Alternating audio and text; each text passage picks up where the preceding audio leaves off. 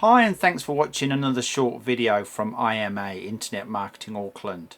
Our question to you today is, when you search on Google for your business, what does page one's results look like?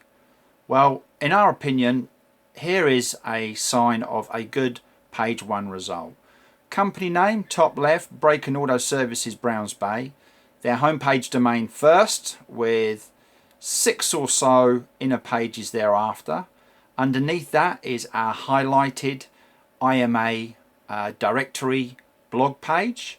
Underneath that are a few of the videos. To the right is a Google My Business profile with lots and lots of reviews. If we scroll down the page a little bit, we'll see some more information. More directory listings, powerful directory listings laid out properly. To the right, we see some Google My Business videos and posts/offers. So yeah, in our opinion, this is what a good Google page one result looks like when searching for a business name on the internet.